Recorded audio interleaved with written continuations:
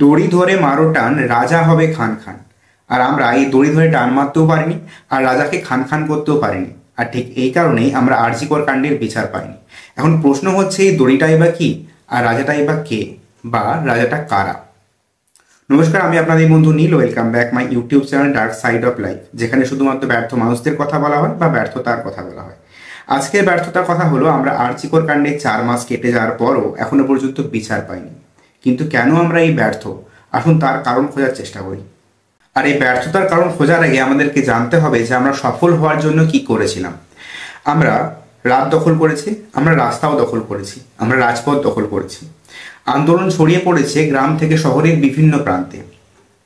আন্দোলন ছড়িয়ে পড়েছে রাজ্যের বিভিন্ন প্রান্তে, দেশের বিভিন্ন প্রান্তে, এমনকি বিদেশের বিভিন্ন প্রান্তেও এই আন্দোলনের ঢেউ ছড়িয়ে পড়েছিল। প্রত্যেকের মুখে একটাই কথা ছিল, জাস্টিস ফর আরজি কর, তিলোত্তমার বিচার চাই। 8 থেকে 80 প্রত্যেকটা মানুষ এই আন্দোলনে পা মিলিয়েছেন। সমাজের বিভিন্ন স্তরের মানুষ, তিনি শিক্ষার সাথে যুক্ত হন, তিনি স্বাস্থ্যের সাথে যুক্ত হন, তিনি বিভিন্ন সাংস্কৃতিক জগতের সাথে যুক্ত হন, তিনি ক্রীড়ার সাথে যুক্ত হন।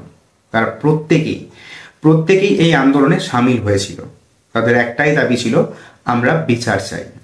কোথাও যেন মনে হয়েছিল পুরো বাংলাটা যেন একটু কেঁপে উঠেছে বিচারের দাবিতে, যার ঢেউ বাংলার বিভিন্ন প্রান্তে তো ছড়িয়ে পড়েইছে, এমনকি বিশ্বের বিভিন্ন প্রান্তে পর্যন্ত ছড়িয়ে পড়েছে। কিন্তু এই যে এতগুলো মানুষ, এই যে লক্ষ লক্ষ মানুষ এই বিচারের দাবিতে রাস্তায় নামলো, প্রতিবাদ করলো, তার ফল কি পেলাম? আমরা বিচার পেলাম না, বা এখনো বিচার পাইনি। বিচার পেলাম না বললে ভুল হবে, কারণ এখনো পর্যন্ত কেসটা কোর্টের হাতে রয়েছে।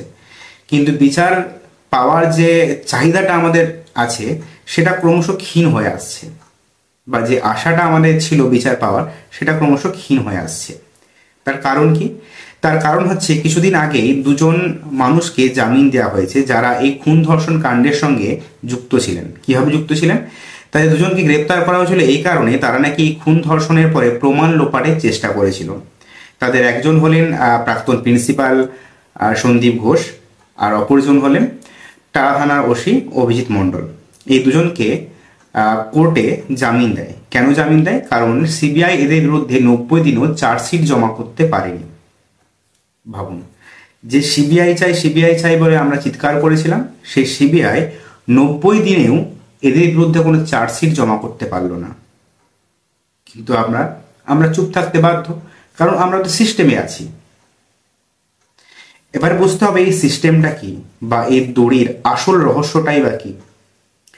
মানুষ সভ্য হওয়ার পর বানিয়েছিল সমাজ, আরো সভ্য হয়ে বানায় দেশ, তারপর ছিল রাজতন্ত্র, পরে সোনার পাথর বাটির মতো গণতন্ত্র প্রতিষ্ঠা করা হয়। তৈরি হয় দেশে আইন, দেশের প্রশাসন, বিচার ব্যবস্থা। আর এই সবকটাই করা হয়েছিল যাতে কোনো দুর্বল মানুষের উপর কোনো সবল মানুষ অত্যাচার করতে না পারে। কিন্তু বর্তমানে রাজনৈতিক ক্ষমতায় বলিয়ান, পেশি শক্তিতে বলিয়ান, আর অর্থশক্তিতে বলিয়ান যে সমস্ত মানুষেরা আছেন, তারা প্রত্যেকেই একইভাবে দুর্বল মানুষের উপর অত্যাচার করে যাচ্ছে, এবং এটা করে যাচ্ছে বলেই আমরা বিচার পাচ্ছি না। সমাজে আমাদের অবস্থানটা অনেকটা পিঁপড়ের মতো। পিঁপড়ে যারা খাবার সংগ্রহ করতে যায়, তারা লাইন দিয়ে যায়, তারা খাবারটা সংগ্রহ করে আবার লাইন দিয়েই ফিরে আসে গর্তে। আর এই লাইনের মাঝে যদি কখনো আপনি আঙ্গুল দিয়ে কয়েকটা পিঁপড়েকে মেরে ফেলেন, তাহলে কয়েক মুহূর্তের জন্য ওই লাইনটা ব্রেক হয়ে যায়, পিঁপড়েগুলো এলোমেলো হয়ে ছড়িয়ে পড়ে চারিদিকে। কিন্তু কয়েক ঘন্টা পর বা কয়েক মিনিট পরেই তারা আবার লাইন দিয়ে খাবার সংগ্রহ করে এবং নিয়ে যায় তাদের গর্তে। ঠিক সেম আমাদের উপর ঘটছে। আমরা সাধারণ মানুষেরা যখন কোনো আঘাত পাচ্ছি, আমরা ছন্ন ছাড়া হয়ে প্রতিবাদ করছি, কিন্তু যে সিস্টেমের মধ্যে আমরা বাঁধা, সে সিস্টেমটাকে ব্রেক করতে পারছি না। ওই কয়েক মুহূর্তের জন্যই ছন্ন ছাড়া হয়ে প্রতিবাদ করছি, আবার সেই সিস্টেমেই ফিরে আসছি। কারণ আমাদের জীবন জীবিকার জন্য এই সিস্টেমটা আমরা ফলো করতে বাধ্য। এই সিস্টেমটা আমরা ব্রেক করতে পারবো না, শত চেষ্টা করলেও আমরা এটা ব্রেক করতে পারবো না, কারণ আমাদেরকে একটা সিস্টেমের মধ্যে বেঁধে রাখা হয়েছে। আর এই সিস্টেমটা যারা নিয়ন্ত্রণ করছেন, যারা কেউ রাজনৈতিকভাবে শক্তিশালী, কেউ বা টাকা পয়সার জোরে শক্তিশালী, কেউ বা পেশি শক্তির জোরে শক্তিশালী, তাদেরকে কিন্তু আমরা আঘাত করতে পারছি না। এই সিস্টেম বা এই দড়িটাকে কিন্তু আমরা টান দিতে পারছি না।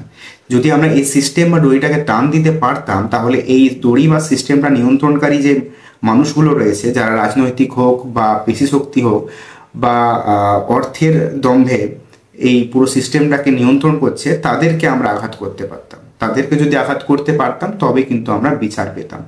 যেহেতু আমরা এই সিস্টেমটাকে আঘাত করতে পারি না, এই মানুষগুলোকে আঘাত করতে পারি না, তার জন্য আমরা বিচারও পাই না।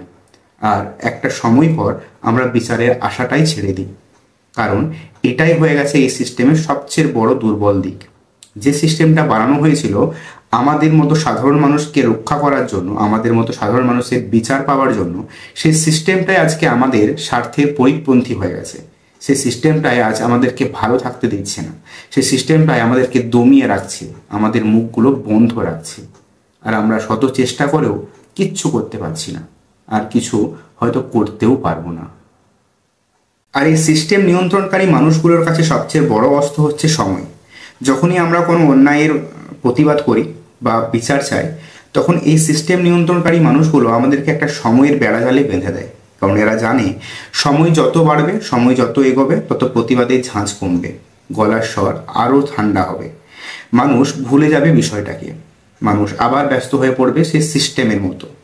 যেভাবে পিঁপড়েগুলো কিছুক্ষণ পরে আবার লাইন করে খাবার সংগ্রহ করতে ব্যস্ত হয়ে পড়েছিল, ঠিক সেভাবে আমরাও ব্যস্ত হয়ে পড়ব আমাদের জীবন জীবিকা আর আমাদেরকে বেঁচে থাকার লড়াই। আর এই সুযোগটাকে এরা কাজে লাগায়। কিন্তু এত সব কিছুর পরেও আমাদেরকে তো আশাহত হলে চলবে না, আমাদেরকে হেরে গেলেও চলবে না। যেখানে আমাদের সর্বোচ্চ বিচারালয়ের কাছে কেসটা গেছে, সেখানে তার কাছে আশা রাখা ছাড়া তার কোনো উপায় আমাদের কাছে নেই। আমাদেরকে আশা রাখতে হবে, আমাদেরকে ভরসা রাখতে হবে আমাদের বিচার ব্যবস্থার উপরে। তা না হলে এই পুরো সিস্টেমটা ভেঙে যাবে। আর এই পুরো সিস্টেমটা পেলে আমরা কেউ ভালো থাকতে পারবো না। সিস্টেমটাকে যতই খারাপ করার চেষ্টা করা হোক না কেন, এই সিস্টেমটা আছে বলে আজ আমরা বেঁচে আছি। শুধুমাত্র সিস্টেম নিয়ন্ত্রণকারী মানুষগুলোকে পরিবর্তন করতে হবে। আর এই পুরো আরজি কর কাণ্ডে যে দুজন মানুষ সব থেকে বেশি ক্ষতিগ্রস্ত হয়েছেন, তারা হলো নির্যাতিতার বাবা এবং তার মা, যারা আজ পর্যন্ত এটাই জানতে পারলো না যে সেই রাত্রে তাদের মেয়ের সাথে ঠিক কি ঘটেছিল। বিচার তো অনেক পরের কথা। তা সত্ত্বেও এই দুজন মানুষ এই ভরসায় বেঁচে আছেন তারা একদিন বিচার পাবেন। বারবার তারা ক্যামেরার সামনে এসেছেন, তারা কান্নায় ভেঙে পড়েছেন, তাদের দুঃখের কথা জানিয়েছেন, আবার শক্তভাবে উঠে দাঁড়িয়েছেন। সেখানে আমাদের মতো মানুষের তো সাহস রাখতেই হবে, ভরসা রাখতেই হবে আমাদের আইন ব্যবস্থার উপরে, এই সিস্টেমটার উপরে। শুধু দুঃখ একটাই, এই সিস্টেম নিয়ন্ত্রণকারী মানুষগুলো এতটাই অমানুষ হয়ে গেছে যে এই নির্যাতিতার বাবা মায়ের অসহায় মানুষগুলোর কান্না তাদের কানে পৌঁছচ্ছে না। এখন দেখা যাক যে এই সিস্টেমের মধ্যে থেকে আমরা কবে বিচার পাই। আমাদের আশা হত হলে তো চলবে না, প্রতিবাদের আগুনটা আমাদের বুকের মধ্যে চালিয়ে রাখতে হবে। সবশেষে এটাই বলবো, যদি ভিডিও ভালো লাগে অবশ্যই একটা লাইক দেবেন, আপনাদের মূল্যবান মতামতগুলো কমেন্টে জানান, চ্যানেলটাকে অবশ্যই সাবস্ক্রাইব করে নেবেন, এটাই অনুরোধ আপনাদের কাছে। সকলে ভালো থাকুন, আর একটাই আশা নিয়ে বেঁচে থাকতে হবে আমাদেরকে, যে একদিন এই পুরো সিস্টেমের বদল ঘটবে। কারণ আশা হারিয়ে ফেললে আমরা আর বেঁচে থাকতে পারবো না। যতদিন আশা আছে ততদিনই আমরা বেঁচে আছি। তাই আবারও বলবো, ভালো থাকুন, সুস্থ থাকুন, সজাগ থাকুন। আজকের মতো এই পর্যন্ত, ধন্যবাদ।